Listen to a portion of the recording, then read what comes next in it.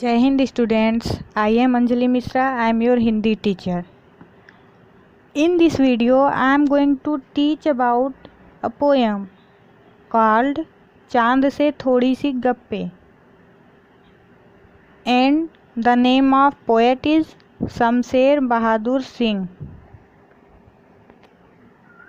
चांद से थोड़ी सी गप्पे कविता शमशेर बहादुर सिंह द्वारा लिखित है। इस कविता में कवि ने एक 10-11 साल की लड़की के मन का वर्णन किया है। वह जिज्ञासु प्रवृत्ति की होने के कारण चांद से कई सवाल पूछना चाहती है और उनके बारे में अधिक जानना चाहती है। वह चांद से पूछती है कि क्यों वे तिरछे नज़र आते हैं। वह सारे आकाश को चांद का वस्त्र समझती है जिस पर कई सितारे जड़े हैं। चांद का घटना बढ़ना को वह एक बीमारी समझती है। गोल है खूब मगर आप तिरछे नज़र आते हैं ज़रा। आप पहने हुए हैं कुल आकाश तारों जड़ा। सिर्फ मुंह खोले हुए हैं अपना गोरा चिट्टा गोल मटोल।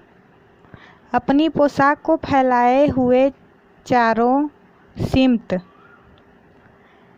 कविता के इस पद का सारांश है।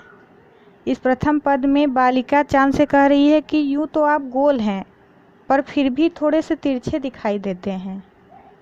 ये आकाश मुझे आपके वस्त्र की तरह नज़र आता है जिसमें अनगिनत तारे जड़े हुए हैं, तथा इस पूरे विशाल पोशाक रूपी आसमान में आप अकेले ही गोल मटोल और गोरे चिट्टे से अपनी आभा फैलाए हुए दिखाई पड़ते हैं।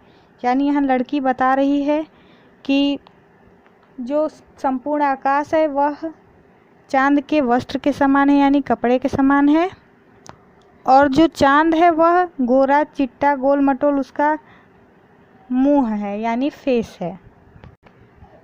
दूसरा पद, आप कुछ तिरछे नज़र आते हैं जाने कैसे।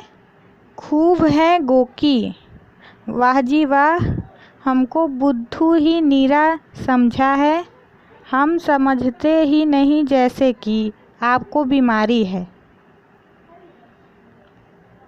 कविता की इस द्वितीय पद का सारांश है।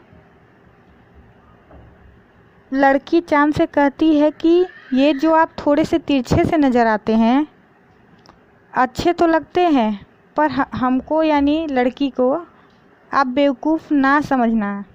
हम सब जानते हैं कि आपका ये तिरछापन आपकी किसी बीमारी की वजह से है। यानी चांद अलग अलग आकार में दिखता है, उसे वह लड़की बीमारी समझ रही है।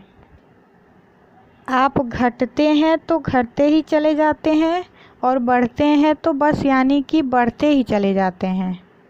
दम नहीं लेते हैं जब तक बिल्कुल ही गोल ना हो जाएं, बिल्कुल गोल। यह मर्ज आपका अच्छा ही नहीं होने में आता है। कविता की इस अंतिम पद का सारांश है। अंतिम पद में बालिका चांद से कहती है कि आप घटते हैं तो घटते ही चले जाते हैं और बढ़ते हैं तो बढ़ते ही चले जाते हैं। पता नहीं क्यों आपकी ये बीमारी ठीक ही नहीं हो रही है। अतः इस कविता में लड़की यानी छोटी बालिका चांद के घटते और बढ़ते रूप को एक बीमारी समझ रही है। This video is over now.